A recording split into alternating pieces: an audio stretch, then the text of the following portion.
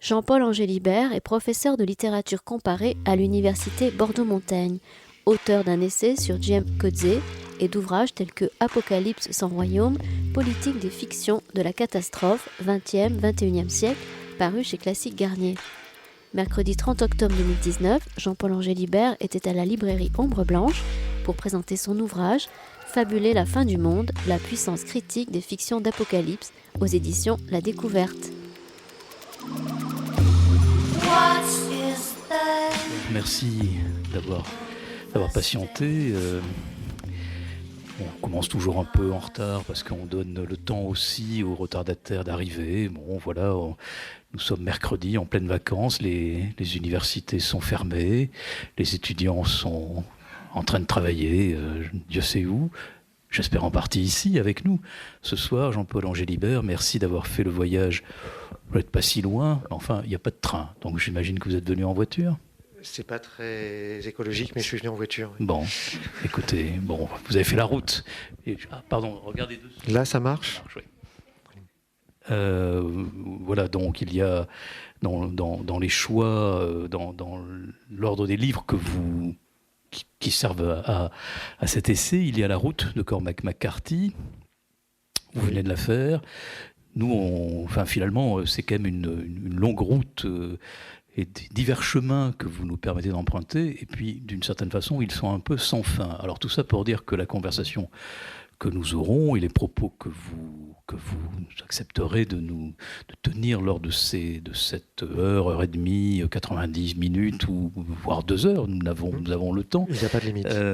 Il n'y a pas de limite, mais bon, la limite, c'est que de toute façon, ça ne nous dispensera pas, et ça ne dispensera pas vos auditeurs d'une lecture, parce que c'est vrai que votre livre est très profus, il ouvre beaucoup de pistes, il ouvre à beaucoup de lectures, et pas seulement justement cette route de Cormac McCarthy, mais qui est finalement le plus connu des livres que vous évoquez, et celui qui a eu le plus de succès, mais donc bien d'autres.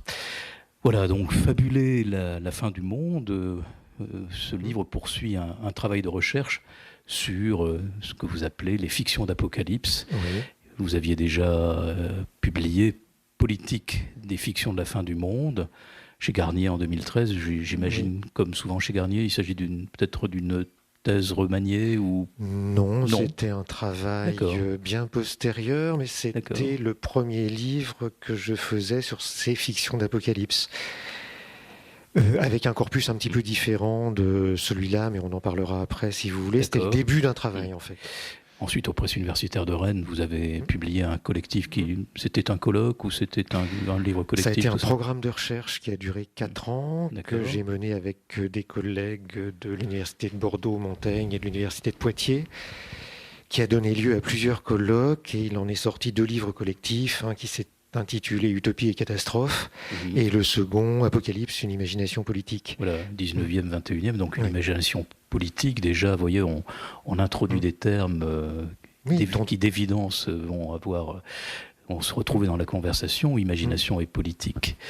Voilà, et ce livre qui est donc Fabuler la fin du monde, il ne s'agit évidemment pas d'un guide littéraire à travers un thème, j'allais dire désormais dominant, enfin en tout cas qui domine un peu notre imaginaire collectif, mais d'un essai synthétique, donc ouvrant de nombreuses pistes de réflexion sur ce sujet, tant d'un point de vue littéraire, puisque c'est tout de même l'objet, vous enseignez la littérature comparée, que d'un point de vue philosophique et justement politique.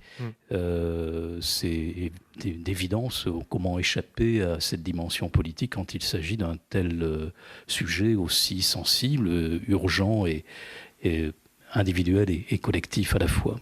Donc ce livre est une grande source de problématiques ouvertes par vous-même, et comme je vous le demandais là en catimini il y a 30 quelques secondes, est-ce que vous pouvez peut-être déjà nous en offrir, si j'ose dire, un peu une vision à la fois panoramique du projet, des racines, des origines, et puis de la composition Oui. Alors, sur l'origine de ce travail, vous en avez dit un mot en citant les quelques livres que j'ai fait paraître avant. Donc le premier date de 2013, il s'appelle Apocalypse sans royaume, il est sous-titré Politique des fictions de la fin du monde. Et c'était une première recherche sur ce que j'appelle dans ce livre les fictions d'Apocalypse, où je me limitais au XXe siècle et où je faisais une espèce d'archéologie des fictions apocalyptiques depuis le lendemain de la Première Guerre mondiale jusqu'à la fin du XXe. Et ce livre a ouvert un programme de recherche donc, que j'ai mené pendant 4 ans et qui a donné lieu aux 2 collectifs qu'on a cités tout à l'heure. Et ça s'est prolongé dans ce livre-là, Fabuler la fin du monde. Alors en fait, tout ça vient d'assez loin. Je pense que le sujet vient de recherches que j'ai commencées bien avant, quand je m'intéressais à Robinson Crusoe. Et mes premières recherches d'étudiants en doctorat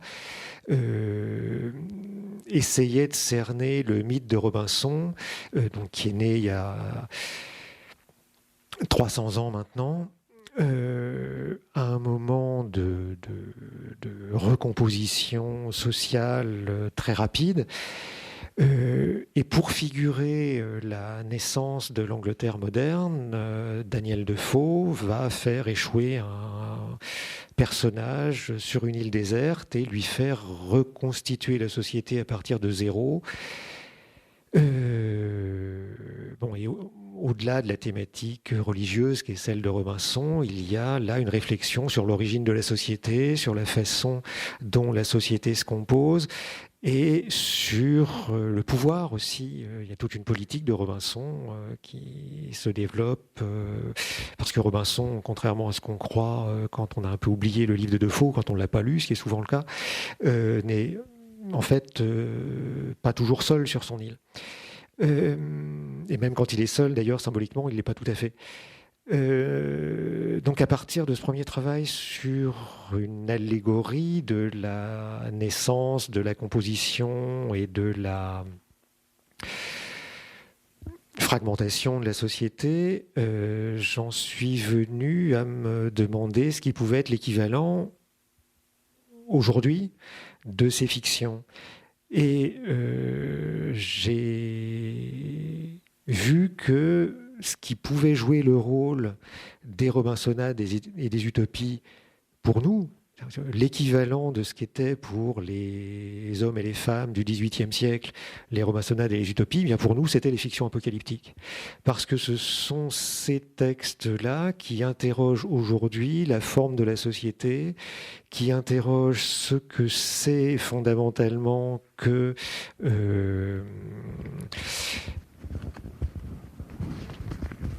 qu'une société, et c'est à partir de ces fictions qu'on peut interroger notre politique. Donc, je me suis beaucoup intéressé à ces fictions et je les ai vues non pas comme des fictions nihilistes, non pas comme des manières de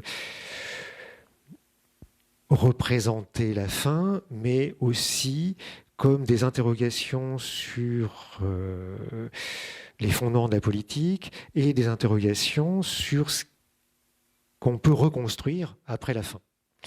Bref, comme des fictions de la table rase qui, à partir de la destruction de la société, peuvent imaginer une éventuelle reconstruction. Alors à partir de là, j'ai construit un livre qui progresse de la représentation de la destruction universelle jusqu'aux fictions de reconstruction sociale, de recomposition d'un monde. Et je dessine un parcours qui va du début du XIXe siècle, ce qui est pour moi la période où ces fictions émergent, jusqu'à aujourd'hui, à travers des romans essentiellement, mais pas seulement, à travers d'autres œuvres littéraires, un petit peu le théâtre, et aussi le cinéma et la télévision. Donc à travers beaucoup de formes de fiction, j'ai essayé de dessiner un parcours qui aille du début du 19e siècle jusqu'à aujourd'hui et qui traverse plusieurs interrogations de la manière de décrire la destruction totale jusqu'à la possibilité que quelque chose émerge et l'interrogation sur la façon dont on peut reconstruire quelque chose à partir de la table rase. Donc c'est une question qui est à la fois esthétique et politique. On ne peut pas séparer les deux et ce qui m'intéresse aussi dans l'ensemble des textes que j'ai étudiés depuis une vingtaine d'années, c'est l'inséparabilité de ces questions-là. Il n'y a pas de question politique qui ne soit pas une question esthétique, je pense, et inversement, pas de question esthétique qui ne renvoie pas à la politique. Alors j'ai essayé de tenir ensemble les deux, de parler à la fois des fictions qui m'intéressent et du monde présent. Une de mes hypothèses, c'est que ces fictions interrogent le présent, que ce sont toujours des manières d'interroger le présent, de penser le présent, de le penser dans une tension particulièrement productive. Un des intérêts de l'Apocalypse, c'est de nous placer dans une tension eschatologique, de placer le présent sous le signe de la transcendance, puisque la fin du monde est annoncée, elle est programmée, elle va arriver. Dans ces fictions, d'ailleurs, on se place souvent après, donc on sait qu'elle est déjà arrivée. Et ça place le présent sous la tension de la fin prochaine, et ça exige de le penser, alors soit pour faire advenir le royaume, soit dans le cas des premiers chrétiens, il fallait faire advenir le royaume, soit dans le cas des contemporains, pour empêcher que la fin ne survienne, ou pour la faire advenir dans les conditions les moins dramatiques possibles. Donc, je me suis intéressé à des fictions qui problématisaient ce rapport au présent. Et évidemment, c'est aussi une manière de penser la politique en se décalant un petit peu depuis les discours politiques. Ça veut dire que je ne parle pas directement du monde, j'en parle à travers des fictions qui imagine sa fin possible.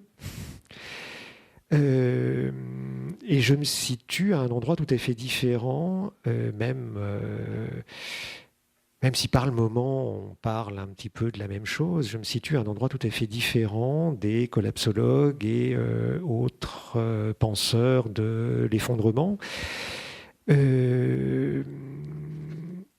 Et le sentiment que j'ai maintenant quand je parle de ce livre, puisque c'est pas la première fois que j'en parle, c'est que l'histoire va très vite, que l'histoire l'a déjà dépassé.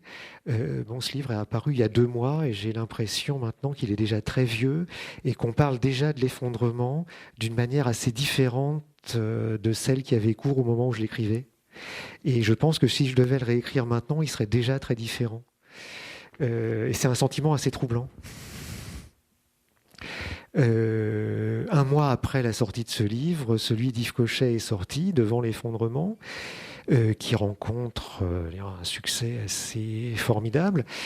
Et on parle de l'effondrement comme de quelque chose de tout à fait banal, comme si le thème s'était banalisé et en même temps neutralisé par rapport au moment où moi j'écrivais.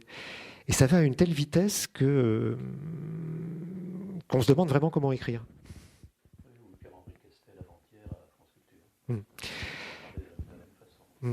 Alors je ne l'ai pas entendu avant-hier, mais bon, j'ai beaucoup apprécié le livre de Pierre-Henri Castel, Le mal qui vient. Je le cite un petit peu à la fin. Il se termine d'ailleurs par une petite fiction.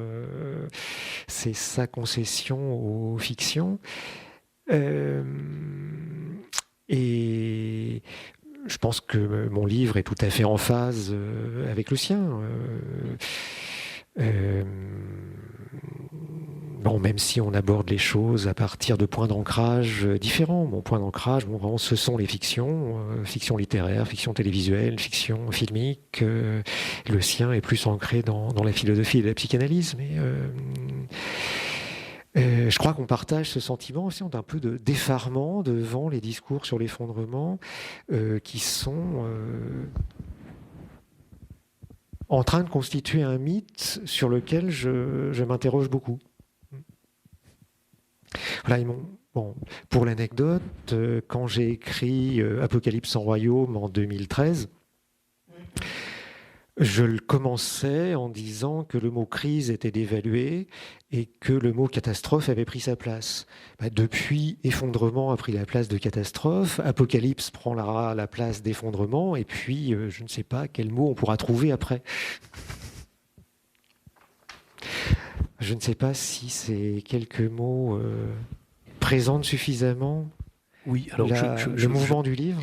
Je vous demanderai peut-être juste de nous préciser et de préciser aux auditeurs la composition, comment vous avez composé ce livre en 5 parties, et bon, sans évoquer, on ne va pas évoquer une conclusion qui d'ailleurs n'est pas une conclusion, qui est encore une ouverture à continuer le travail. J'espère, oui. J'espère que ça ne referme rien, mais que ça ouvre. Alors, le livre progresse en 5 parties. Ce que je disais tout à l'heure de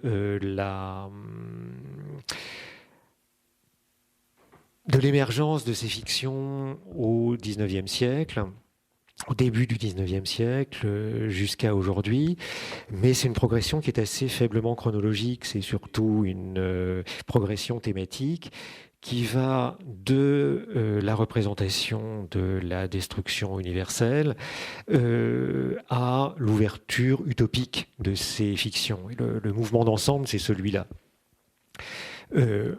Ces fictions commencent par effacer le monde, par faire la table rase du monde, par le détruire. Et je commence ce parcours avec ce que je considère comme la première fiction apocalyptique moderne, qui est Le Dernier Homme de Jean-Baptiste Cousin de Grainville, qui est un livre complètement oublié. Je me suis aperçu d'ailleurs récemment que sa réédition récente est épuisée, donc on ne le trouve plus malheureusement en librairie. On peut le trouver sur Gallica en ligne, donc on peut quand même le lire. Et c'est un texte qui a été à peu près complètement oublié, mais qui n'a jamais complètement disparu. Comme beaucoup de textes qu'on croit complètement mineurs, c'est un texte qui n'a jamais été complètement oublié. Il a toujours été ressorti de l'oubli par des lecteurs qui l'ont réédité, qui l'ont commenté, qui l'ont copié, qui l'ont réécrit. Et pendant tout le XIXe siècle, le livre de Grainville est ressorti périodiquement. Pour l'anecdote, il a été publié en 1805, juste après la mort de Grainville. Il a été vendu à une 40aine d'exemplaires, mais malgré cet échec complet, il a été immédiatement traduit en anglais, et là il a été lu par tous les romantiques anglais. Byron l'a lu, Shelley l'a lu, Mary Shelley s'en souvient assez pour réécrire Un Dernier Homme 20 ans plus tard, quand en 1826 elle écrit son gros roman qui s'intitule Le Dernier Homme. Évidemment, c'est avec le souvenir présent à l'esprit du Dernier Homme de Grainville. En France, Nodier, puis Victor Hugo, puis d'autres s'en resservent. Et c'est un texte donc, qui n'est jamais tout à fait oublié. Au XXe siècle, même Roland Barthes, qui ne l'aime pas beaucoup, en parle. C'est un texte qui ressort.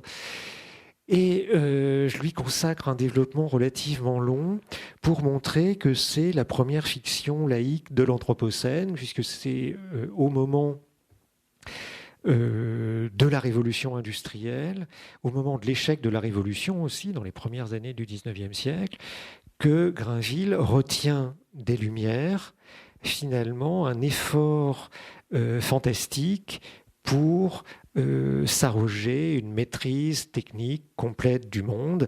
Et quel est le résultat de ces efforts ? C'est que le monde physique tout entier vient opposer sa stérilité aux efforts des hommes pour le dominer. Le monde devient stérile. On ne fait plus d'enfants, c'est vrai pour l'espèce humaine, mais plus rien ne pousse non plus, on n'arrive plus à faire pousser de récoltes et on n'arrive plus à se nourrir. Et ce que Grainville retient donc des Lumières, c'est un effort pour la maîtrise du monde et un effort qui va être contredit ou contrarié par l'opposition de la Terre elle-même. La Terre, finalement, refuse de produire ce que les hommes lui demandent. Et un refus total, on ne peut plus se nourrir. La population décroît et une prophétie annonce qu'il y aura bientôt un dernier homme sur Terre, il s'appelle Omégar, on comprend pourquoi. Et bon, je vous passe la suite de l'histoire. La Terre elle-même refuse le rapport que l'espèce humaine a voulu lui imposer. L'espèce humaine, sous ce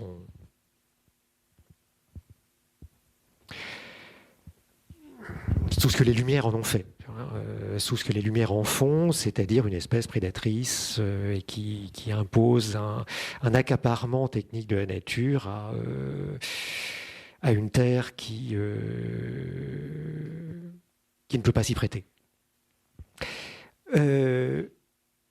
Je poursuis ce parcours avec d'autres fictions en opposant, et des fictions qui vont opposer à cette table rase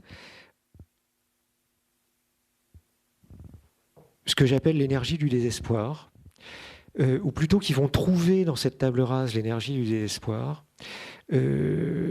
C'est-à-dire que ce ne sont pas des fictions nihilistes, ce ne sont pas des fictions qui se complaisent dans la catastrophe, ou autrement dit, ce qui m'intéresse dans les fictions d'apocalypse, ce n'est pas la complaisance dans la destruction, ce n'est pas la jouissance mauvaise du spectacle du malheur, c'est au contraire l'endroit où puiser une force, c'est l'endroit où aller chercher paradoxalement une énergie.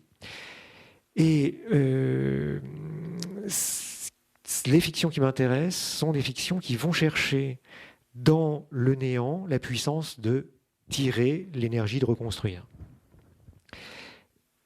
J'en prends un certain nombre d'exemples dans essentiellement les littératures européennes du XXe siècle. Et à partir de cette énergie de reconstruire, je m'interroge sur les possibilités de reconstruire un monde, de recomposer une société, et pour ça, de concevoir des utopies. Un exemple assez développé que je prends est celui du roman de Robert Merle, Maleville, qui est un bon roman populaire, un roman qui a eu un assez grand succès dans les années 70 quand il est sorti, qui a été adapté d'ailleurs au cinéma assez rapidement. Et dans Melville, Robert Merle imagine une utopie tout à fait classique, avec les ressources de l'utopie classique, un petit nombre de survivants qui a échappé aux destructions provoquées par une guerre atomique, va reconstruire dans le sud de la France, quelque part, on ne sait pas trop où, quelque part dans le sud-ouest, une petite utopie. Et c'est une utopie vraiment intéressante parce que c'est quelque part une utopie écologiste avant la lettre. Et je pense que ça parle beaucoup aujourd'hui. Et de là, je m'interroge sur ce que peut vouloir dire repeupler un monde et sur les alliances inédites qui peuvent être impliquées par cette idée de repeupler un monde.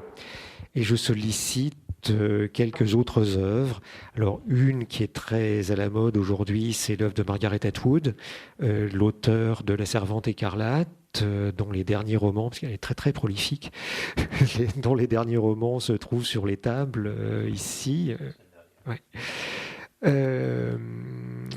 Et je m'intéresse surtout à la trilogie de Margaret Atwood qu'elle intitule Madame, donc qui est composée du Dernier Homme, encore un roman qui s'appelle Le Dernier Homme. C'est pourtant un titre un peu chromo, un peu pathétique, un titre très, très chargé, mais ça doit plaire aux éditeurs. Frankenstein ou le Prométhée moderne, mais le Dernier Homme, c'est un roman de Mary Shelley. Oui. Et donc les deux suivants s'intitulent Le Temps du déluge et Madame. Et juste un détail sur cette trilogie, ce qui m'intéresse, c'est notamment la manière dont, après la destruction du monde, il reste quasiment plus d'êtres humains à la surface de la Terre, Margaret Atwood imagine de repeupler un monde à travers des alliances, notamment avec des animaux génétiquement modifiés avec qui les êtres humains doivent apprendre à communiquer.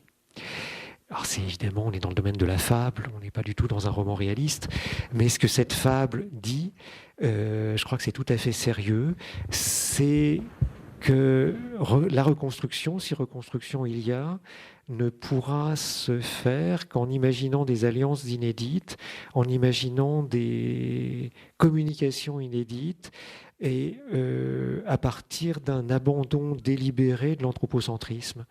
Il y a toujours des animaux dans les romans de Margaret Atwood, et ce que font les êtres humains avec ces animaux, la manière de communiquer avec les animaux, est toujours extrêmement intéressante. Et il y a là quelque chose que j'ai trouvé très suggestif. Et puis le dernier exemple que je prends, donc pour finir ce mouvement, mais justement une fin qui n'est pas une fin, merci de l'avoir dit,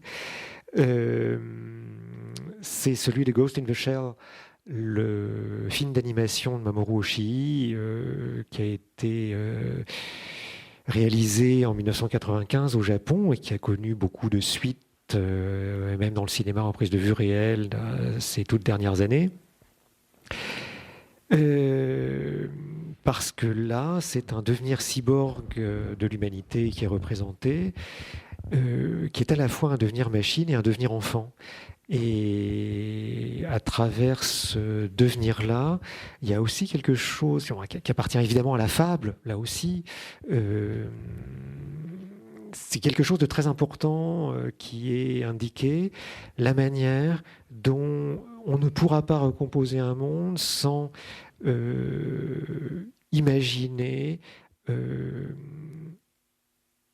une autre manière d'être avec les machines, une autre manière de vivre avec les machines. Il y a toute une tradition de critique de la technique qui, depuis maintenant une centaine d'années, le dit. Il faut libérer la technique de l'utilitarisme et libérer la technique du rôle qu'on lui fait jouer aujourd'hui d'auxiliaire du capital. Et autre chose, faire autre chose de la technique, entretenir un rapport existentiel, peut-être ludique et peut-être vital avec la technique, c'est autre chose que de l'utiliser pour produire. Et c'est dans la fable aussi ce que disent ces fictions. Alors je sollicite un petit peu les fictions qui vont chercher du côté des animaux, un petit peu les fictions qui vont chercher du côté de l'hybridation avec la machine, pour faire tomber les barrières de l'anthropocentrisme et indiquer des voies utopiques qui peuvent nous sortir de l'impasse dans laquelle nous sommes. Donc le mouvement du livre, puisque c'était votre question, il va de la destruction totale comme moment apocalyptique jusqu'aux reconstructions possibles et aux pistes de reconstruction qu'on peut voir s'ébaucher là. Eh bien, merci. On a déjà une idée de la profusion des perspectives, des ouvertures. Enfin, nous ne sommes pas dans la fermeture, et à la fois votre livre est, comme vous le disiez, quand même construit aussi sur des étais. Hein. Encore une fois, c'est un commentaire, comment dire, ce sont des prospections sur des œuvres littéraires et pas uniquement un essai prospectif, voilà,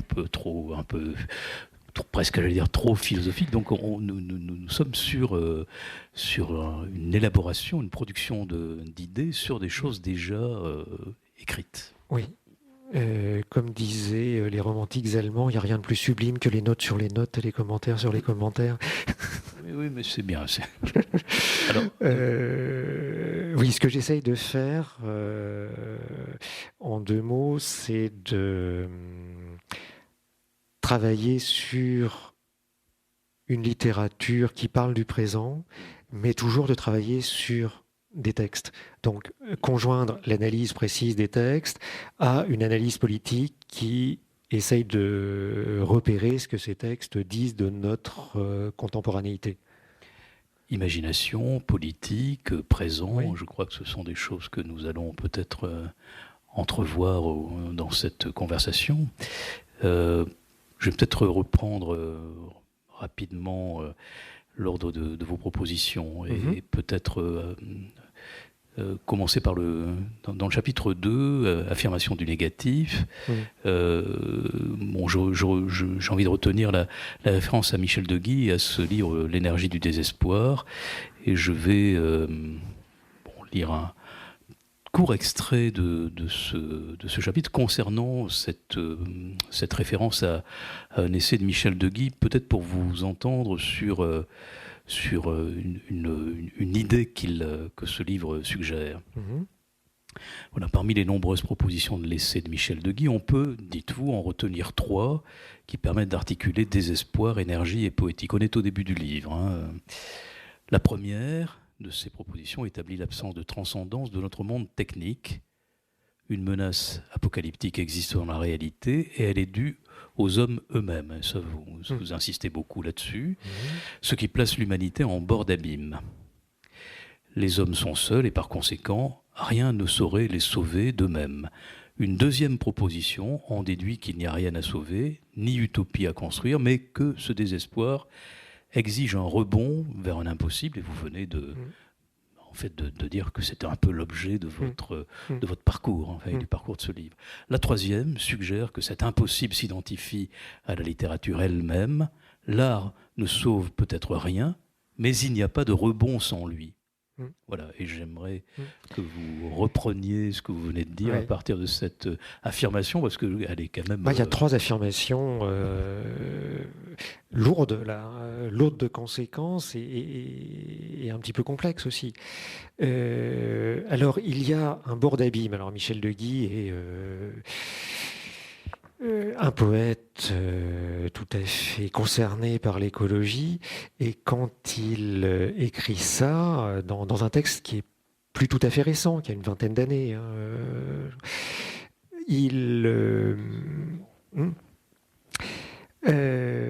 donc il y a 3 propositions. Enfin, bon, il y a beaucoup plus de choses que ça dans son livre, mais j'en retiens 3 là.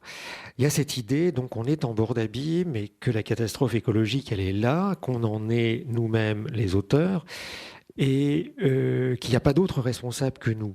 Bon, c'est une idée qui est devenue depuis tout à fait courante sous le nom d'anthropocène, et maintenant anthropocène est un mot qui est entré dans le vocabulaire presque courant, qui est même un mot discuté, et on a proposé d'ailleurs beaucoup de mots pour s'y substituer, thanatocène, polémocène, capitalocène, thermocène, etc.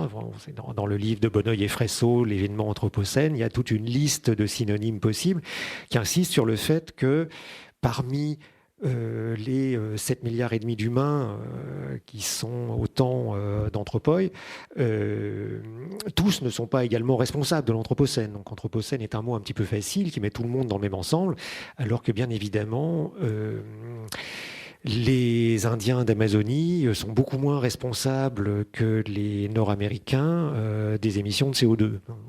Donc, si on ne veut pas mettre tout le monde dans le même panier, un autre mot qu'anthropocène serait peut-être le bienvenu, et il en propose toute une série.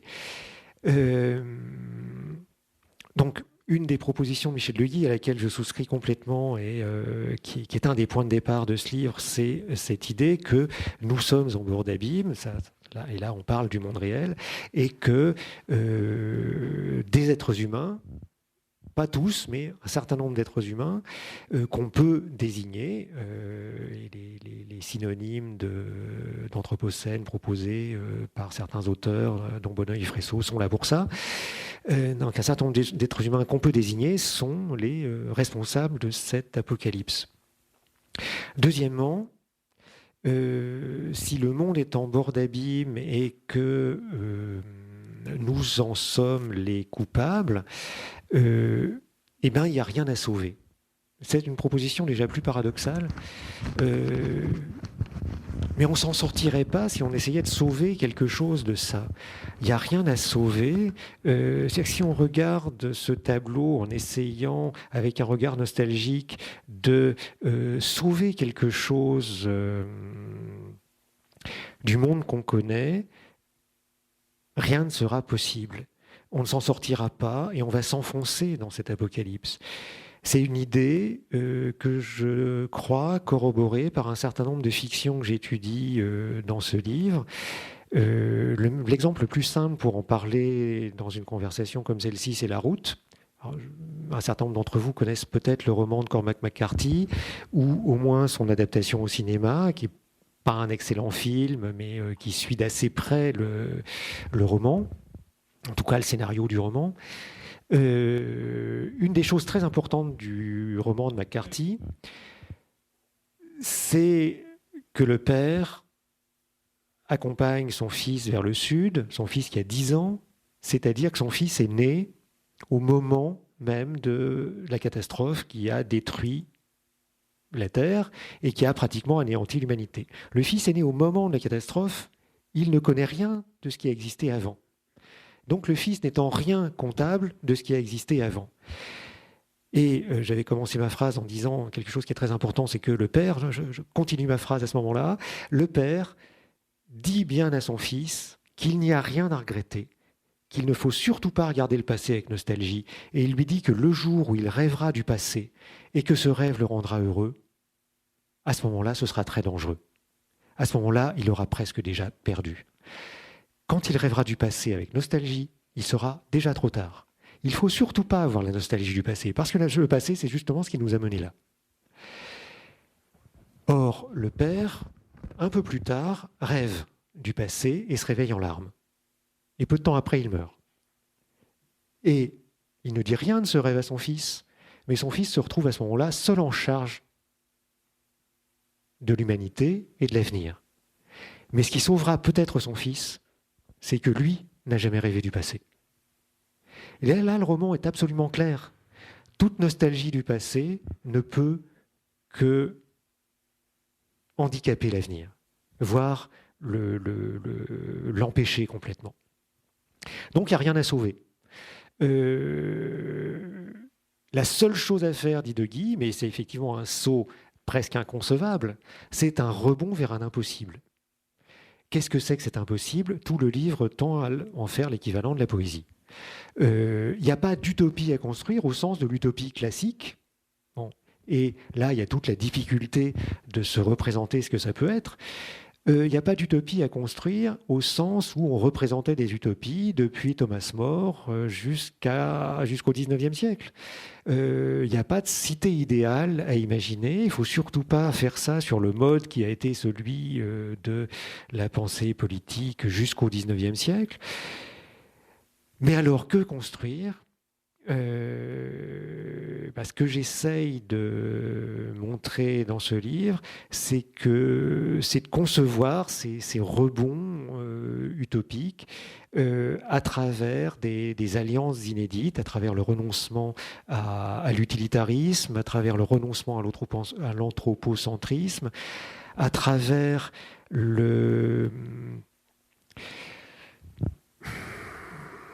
ce que Jean-Luc Nancy appelle, la mémoire me fait défaut, tout d'un coup j'ai ça sur le bout de la langue, bon, ça me reviendra tout à l'heure, à travers quelque chose que moi je nomme le sacré, une forme de sacré, une forme de sacralité,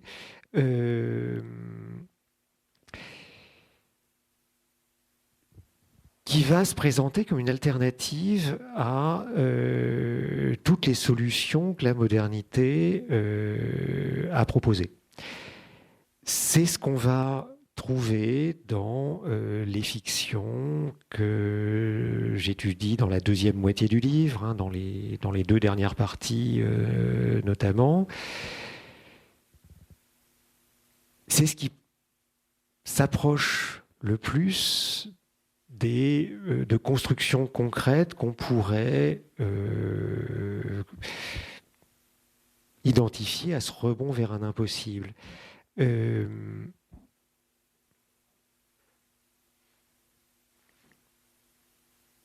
Mais il ne faut surtout pas fermer cette idée-là. Il ne faut surtout pas identifier cet impossible à quelque chose de trop précis. Il ne faut pas fermer la liste des identifications possibles de ce rebond. Il faut que ce rebond continue à nous suggérer des pistes pour l'imagination.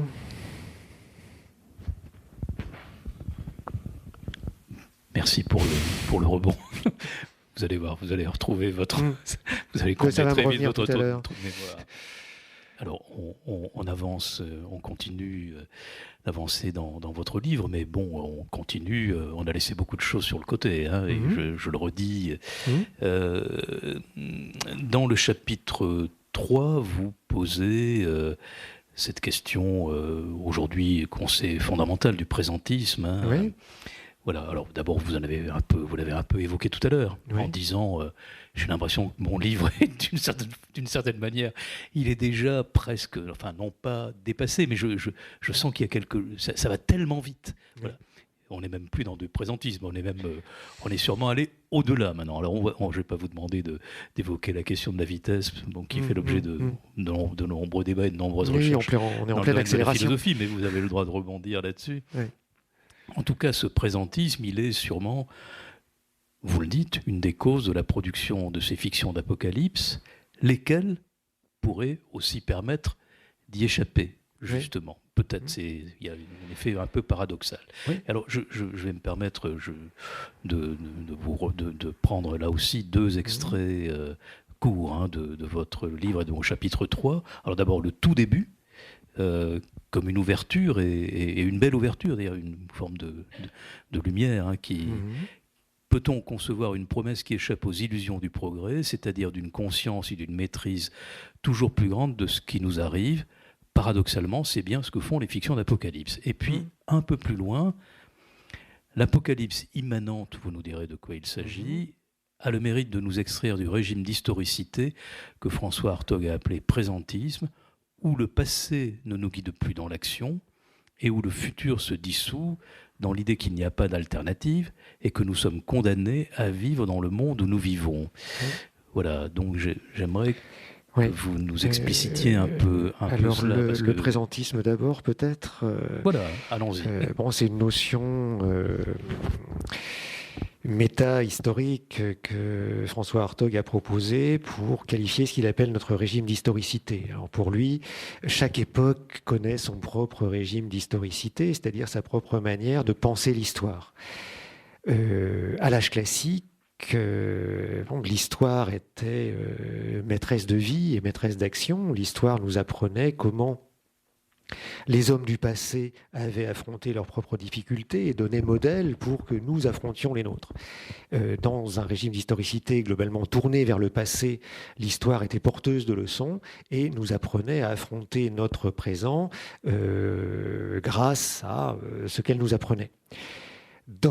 À l'époque moderne, nous avons découvert, selon Hartog, mais on peut facilement tomber d'accord avec lui, un régime d'historicité tourné vers le futur.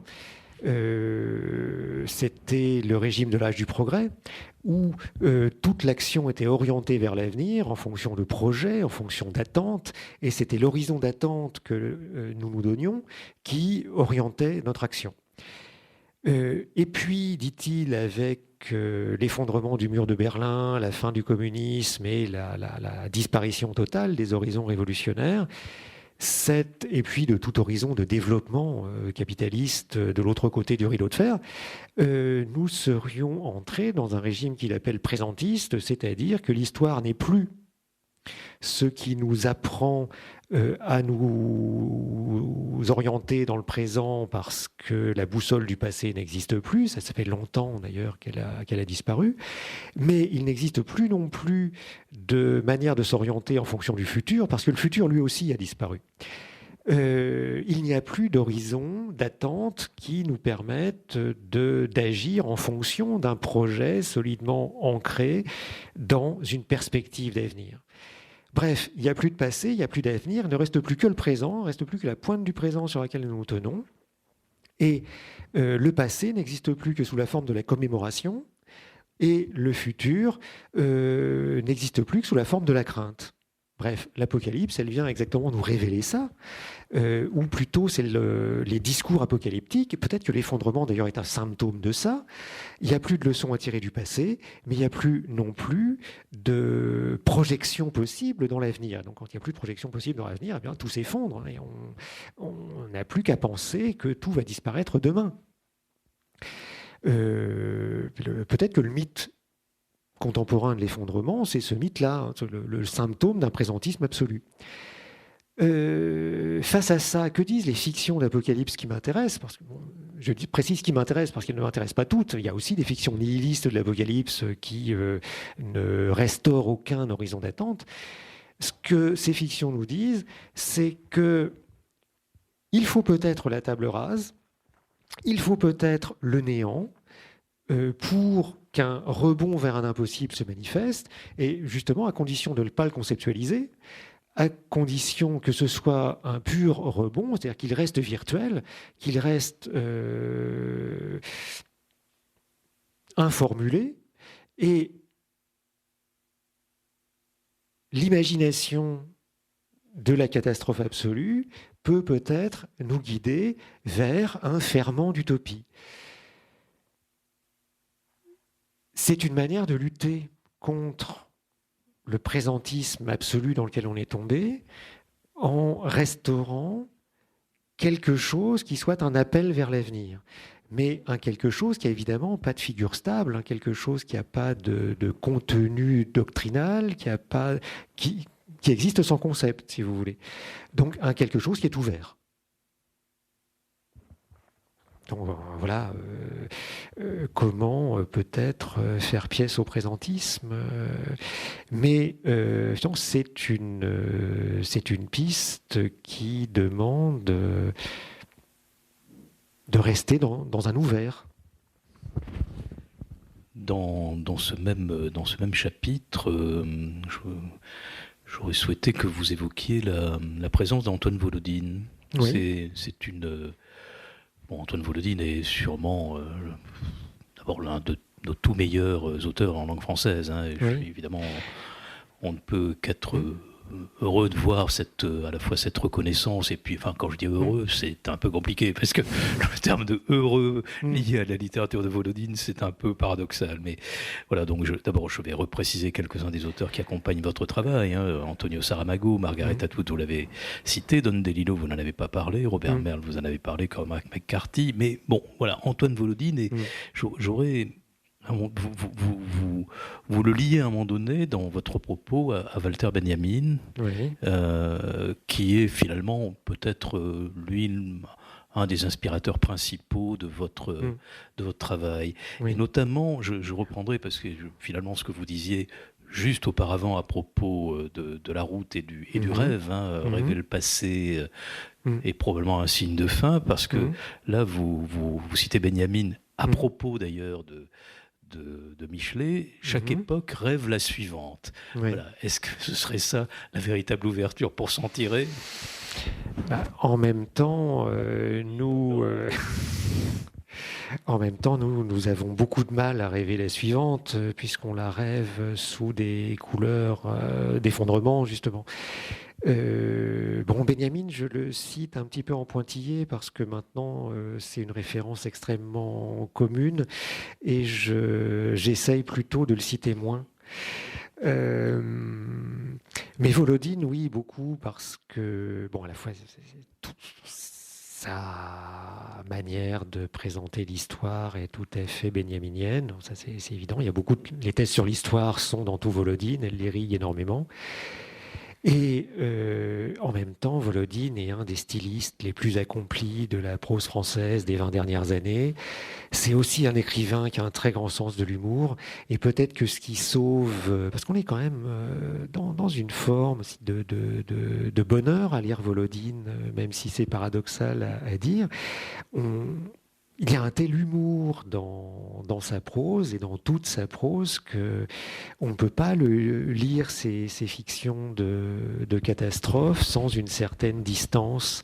C'est comme une littérature qui ne laisse pas vraiment tranquille non plus. Non plus. On peut avoir de l'humour, mais ça ne laisse pas tranquille. Non, c'est peut-être une des vertus de l'humour d'ailleurs, de ne jamais nous laisser en repos. Et dans les textes de Volodine que j'étudie, il y a toujours à la fois la distance de l'humour, le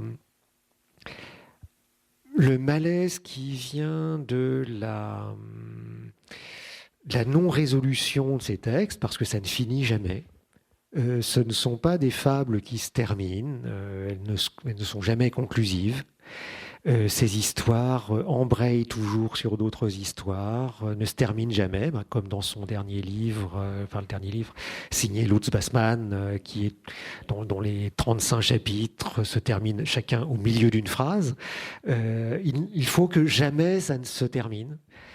On revisite le passé, mais ce n'est jamais le passé tel qu'il s'est déroulé. On le revisite toujours à travers des voyages oniriques et donc avec ce que Benjamin appelait le saut du tigre dans le passé. C'est-à-dire qu'à chaque fois qu'on revisite le passé, c'est avec un regard qui vient du présent. Et en même temps, ce présent, il est toujours aussi voué à s'évanouir dans un devenir vers quelque chose qui n'est jamais résolu. Donc effectivement, Volodine, quand on parle d'Apocalypse, il est toujours là, et quelle que soit l'histoire qu'il raconte. Justement, dans l'ensemble des auteurs, encore une fois, qui vous accompagnent, est-ce qu'il n'est pas le seul à apporter une telle dimension du rêve et pour vous, est-ce que cette dimension, est-ce que cette part du rêve, elle a un rôle justement dans les fictions d'Apocalypse ? Alors, c'est plus explicite chez lui que chez d'autres auteurs, mais chez Saramago, c'est assez présent aussi à travers la place de la vision, à travers la fabulation, même si c'est pas explicitement une thématique onirique. Ce qui est peut-être singulier chez Volodine, c'est la systématicité avec laquelle il applique le principe de non-contradiction. C'est-à-dire qu'il n'y a pas de contradiction chez lui entre le sommeil, donc l'état de rêve et l'état de veille. Il n'y a pas de contradiction entre la vie et la mort. Il n'y a pas de contradiction entre le passé et le présent. Et on peut glisser comme ça d'un état à l'autre, ou d'un temps à l'autre, ou même d'un espace à l'autre, sans aucun frein. Donc ça, c'est assez particulier. Mais je pense que la place du rêve, elle existe aussi chez d'autres auteurs, même si c'est moins systématique. Et je pense, je le relie à Benjamin, et je pense qu'on peut en faire quelque chose d'assez vrai chez tous les auteurs. La fantasmagorie à travers laquelle nous pensons l'avenir existe toujours. Il n'y a pas d'époque qui ne rêve pas son avenir. On représente toujours son avenir sous la forme fiction, sous la forme de crainte, d'espoir, d'attente, de désir. Et ces désirs sont extrêmement importants parce qu'ils contribuent à modeler le futur. Mais c'est en même temps une manière extrêmement trouble de modeler le futur, et une manière relativement insaisissable. C'est pour ça qu'il n'y a qu'une façon de l'appréhender, c'est de lire des fictions ou de regarder des fictions. Il n'y a qu'une façon d'appréhender l'avenir, c'est de regarder ce que les fictions représentent de ce que nous rêvons, de ce que nous imaginons pour l'avenir. Ce qui ne nous donne pas forcément de clés pour ouvrir les portes de l'avenir, mais ce qui nous permet de l'entrevoir.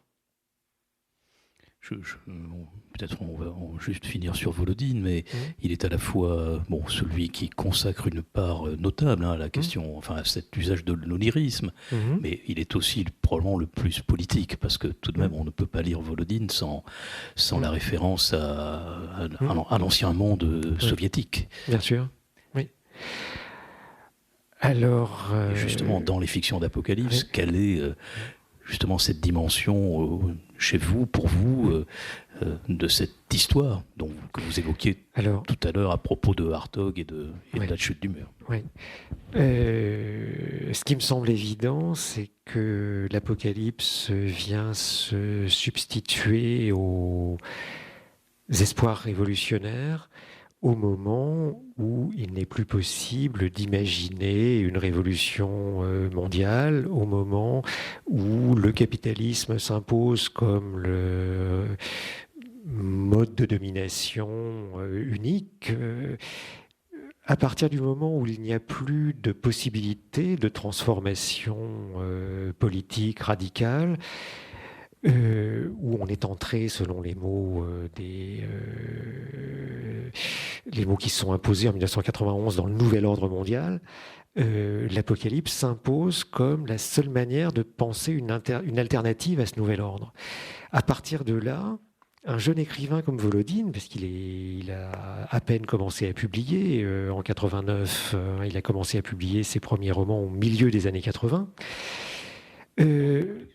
dans une collection de science-fiction à l'époque, c'était chez De Noël, 4 romans de science-fiction avant de sortir de ce qu'il appelait lui-même le ghetto de la science-fiction. Présence du futur, oui. La science-fiction a beaucoup fait pour essayer de penser, mais en même temps, ça introduit beaucoup de confusion aussi, beaucoup fait pour essayer de penser l'ajointement du présent et du futur. Donc Volodine voit comme issue l'Apocalypse, c'est le moment où il représente les écrivains post-exotiques en militants, révolutionnaires, enfermés dans des prisons, et où il représente l'avenir de ces révolutionnaires comme un avenir de détenus dans des camps impitoyables où la seule dimension révolutionnaire qui reste, la seule possibilité révolutionnaire qui reste, c'est de se murmurer des textes à travers les murs de sa cellule pour faire circuler une littérature de prison, dont évidemment le modèle est la littérature des camps soviétiques. Et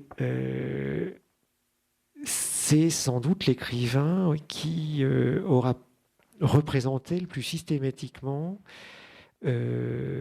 c'est impossible à quoi la littérature se heurte à ce moment-là. Comme il n'est plus possible de transformer le monde dans la réalité, eh bien, l'idée apocalyptique se substitue à l'idée révolutionnaire et la littérature se substitue à l'action politique. Mais évidemment, ça ne va pas sans un certain désespoir. Ça ne va pas sans l'idée que tout est fini. Bon, et en même temps, s'il y a un rebond pour l'action, il ne peut se trouver que là. Bon, c'est la contradiction de ce qu'écrit Volodine, et c'est une contradiction que je crois pour l'instant indépassable. Mais de ça, on peut produire des textes qui creusent cette contradiction, qui creusent cette difficulté.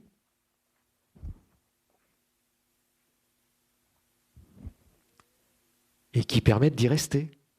Parce que c'est en restant sur cette difficulté qu'on peut être dans le présent. Je pense qu'il n'y a pas d'autre manière d'être dans notre présent que d'affronter cette difficulté-là. Donc on est dessus. On stationne dessus en essayant d'en faire quelque chose. Alors nous étions avec Volodine dans un chapitre qui s'appelle Apocalypse immanente et messianisme, mais on va sauter celui sur le cinéma, on y reviendra peut-être, et pour passer au chapitre 5, le sacrifice et la naissance. Alors le sacrifice, on pourrait presque dire qu'on va quitter le politique pour aller vers, en tout cas, une interrogation peut-être sur la question, le domaine du sacrifice, peut-être d'origine un peu plus religieuse. Et j'avoue, enfin, bon, bien que nous l'ayons quitté, tout ça est religieux de bout en bout. Et bon, moi je ne connaissais pas ce roman de Davide Longo, qui fait finalement l'objet probablement de tout ce chapitre 5 sur cette notion de sacrifice. Et donc, vous semblez très attaché à ce livre, qui est une découverte, qui donne, d'ailleurs, ça donne vraiment envie de se plonger. Et il y a là la présence d'une très grande violence, comme une violence fondatrice. Ça s'appelle L'homme vertical. Alors vous liez la lecture de ce livre à celle du théâtre d'Edward Bond et au théâtre, enfin aux pièces de guerre. Bon, mais qui sont, on va dire, plus d'une certaine manière, qui représente peut-être un réalisme un peu plus, on est peut-être plus proche de terrain d'une réalité possible chez Edward. Bon, enfin, je suis pas sûr. Moi j'ai l'impression que malheureusement, peut-être ce que raconte Bond a pu se produire. Par contre, chez Davide Longo, on est réellement là plongé dans une vision apocalyptique, réellement. Mais voilà, cette notion de sacrifice. Alors je présente rapidement ce roman, puisque c'est à partir de lui que je parle de sacrifice. Donc Davide Longo est un jeune romancier italien. Je crois que L'homme vertical est son seul roman traduit en français pour l'instant. Et c'est un très très bon roman qui raconte l'effondrement de la société italienne. On ne sort pas des frontières de l'Italie dans le roman, donc on ne sait pas trop ce qui se passe en dehors. Mais au début du roman, on est encore très près de l'État qu'on connaît aujourd'hui.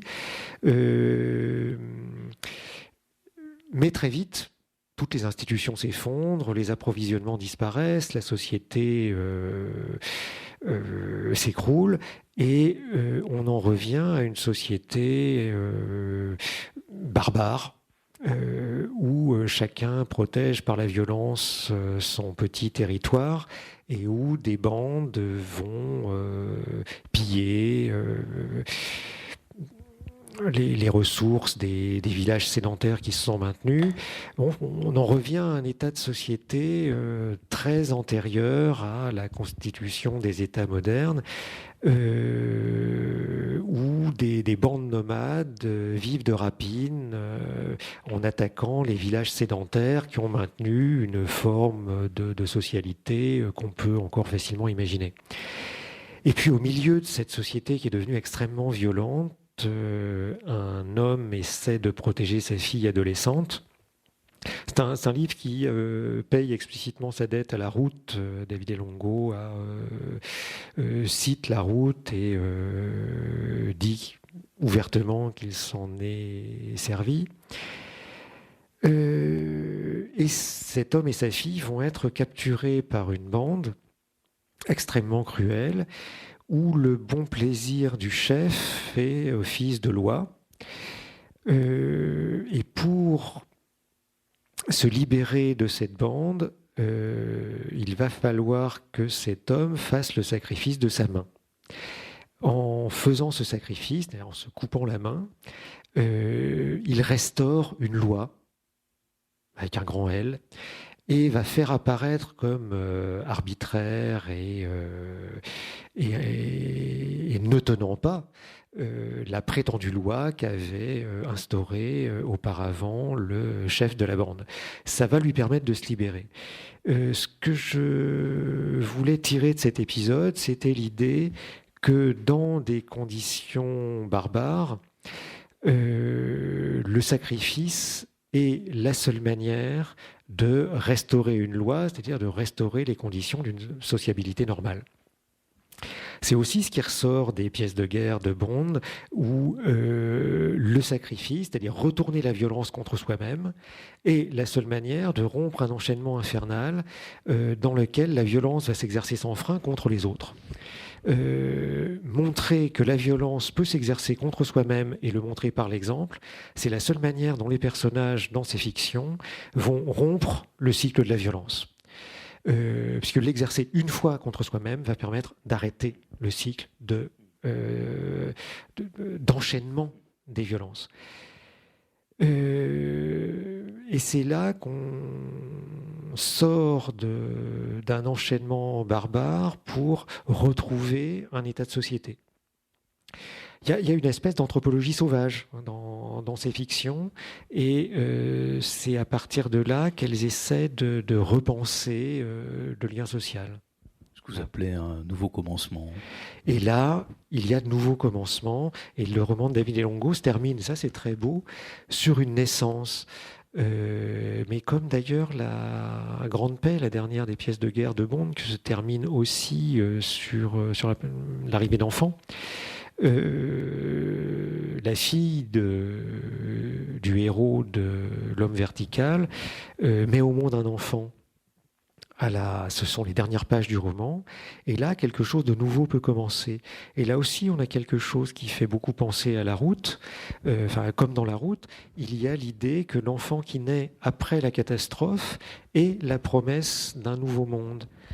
Alors, on disait qu'il y avait quelque chose de religieux dans ces fictions, c'est évident, il y a un modèle chrétien, il y a un modèle narratif, mais pas seulement narratif d'ailleurs, qu'il y a un modèle de pensée aussi. La promesse d'un nouveau monde, elle s'incarne dans un enfant. Alors dans les romans, c'est une manière de l'incarner dans un personnage qui porte quelque chose qui est tout à fait indéfini. C'est une pure promesse. Alors nous arrêterons là dans le parcours, parce que on va laisser le public lire le livre pour voir comment vous arrivez d'ailleurs et à quelle finalement à quelle ouverture de conclusion ou à quelle conclusion d'ouverture.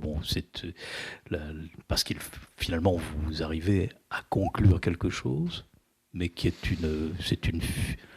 c'est une figure. Je finis sur cette thèse parce que il fallait finir sur un chiffre impair. C'est un peu un pastiche de Benjamin. Il fallait finir sur un nombre de thèses impaires et, si possible, un chiffre premier. Alors lui a souvent utilisé le 13, moi je me suis arrêté à 7.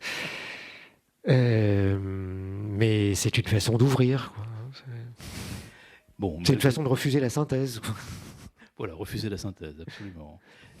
Bon, pour autant, peut-être, avant de laisser la parole au public, moi je voudrais que vous reveniez un tout petit peu sur ce que vous évoquez à propos de Didier Huberman et de Pasolini, parce que c'est aussi une très belle figure, celle des Lucioles. Et finalement, on n'était pas. J'ai repris le livre à la maison et on n'était pas si loin on pouvait passer du sacrifice, évidemment, au judéo-christianisme, et dans ce livre. Voilà, lorsque Pasolini annonce qu'il n'existe plus d'être humain, ou lorsque Giorgio Agamben, pour sa part, annonce que l'homme contemporain se trouve dépossédé de son expérience, nous nous retrouvons, dit Georges Didier Huberman, à chaque fois placés sous la lumière aveuglante d'un espace et d'un temps apocalyptique. Apocalypse, c'est une figure majeure de la tradition religieuse judéo-chrétienne. Elle serait la survivance qui absorbe toutes les autres dans sa clarté dévorante, la grande survivance sacrale quand toutes les autres auront été mises à mort. La grande survivance annoncée, je vais très vite m'arrêter, pour mettre à mort toutes les autres, ces petites survivances dont nous faisons l'expérience ici et là, dans notre cheminement parmi la selva oscura, comme autant de lueurs où espoir et mémoire s'adressent mutuellement leurs signaux. Et c'est vrai que ces deux auteurs sont aussi un peu majeurs avec des tout petits éclairages. Alors, c'est très beau ce que Didier Huberman écrit au sujet de ces lucioles, mais je n'arrive pas à être d'accord avec sa manière de métaphoriser à partir des lucioles de Pasolini. Parce que c'est exiger beaucoup de Pasolini, et je pense qu'il exige beaucoup trop de lui. Pasolini a produit une œuvre immense à partir d'un désespoir proprement apocalyptique. Pasolini parlait d'apocalypse culturelle à une époque où c'était une expression et qu'il n'était pas le seul à employer en Italie. On a récemment réédité le livre d'Ernesto de Martino, La fin du monde. Ernesto de Martino était un strict contemporain de Pasolini. Un anthropologue qui travaillait notamment sur les paysans du sud de l'Italie, et il a développé dans les années 60, mais en même temps que Pasolini, un concept d'apocalypse culturelle, parce qu'il voyait cette paysannerie voir son monde disparaître. Et Pasolini fait un travail énorme pour penser la disparition d'un monde et pour penser la fin d'une culture avec la société de consommation qui s'impose partout, en Italie comme dans le reste de l'Europe. C'est la télévision, c'est le règne de la télévision qu'il analyse dans plusieurs textes. Et il voit ça, le décrit avec une tonalité apocalyptique qui fait toute la force de sa description. Et Didier Huberman veut voir là un désespoir qui interdit de penser l'au-delà de cette transformation. Et à mon avis, c'est ne pas vouloir reconnaître le caractère prophétique de ce que dit Pasolini, c'est-à-dire la nature des paroles d'un prophète. Oui, il refuse la prophétie. Or, le prophète présente quand même l'intérêt de ne pas tenir une parole de vérité. La parole du prophète peut très bien ne pas se vérifier. Elle ne se mesure pas à sa teneur de vérité, elle se mesure à son impact politique. Le prophète souhaite de toutes ses forces avoir tort. Quand le prophète dit « si vous ne vous repentez pas, votre ville sera détruite », il n'espère pas que la ville sera détruite. Il espère bien au contraire que les personnes à qui il s'adresse vont se repentir et éviteront d'être détruits. La parole du prophète n'est pas une parole descriptive, c'est pas une parole de vérité, c'est une parole injonctive. Et le poète a bien le droit de jouer ce rôle-là, le poète a bien le droit de tenir cette parole-là. Et Didier Huberman, je pense, est un peu de mauvaise foi en refusant de le voir. Bon, parce qu'il connaît très très bien Pasolini, donc s'il lui interdit de prophétiser, je pense que c'est... Bon, il y a une part de mauvaise foi dans cette posture.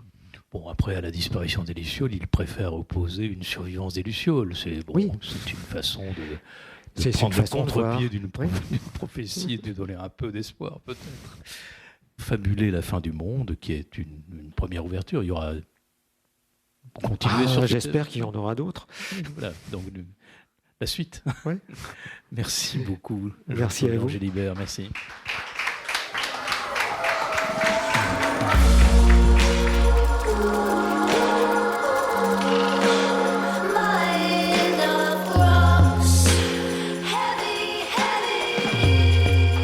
Il s'agissait de Jean-Paul Angélibert à la librairie Ombre Blanche le 30 octobre 2019 lors d'une rencontre autour de son ouvrage intitulé « Fabuler la fin du monde, la puissance critique des fictions d'apocalypse », édition La Découverte.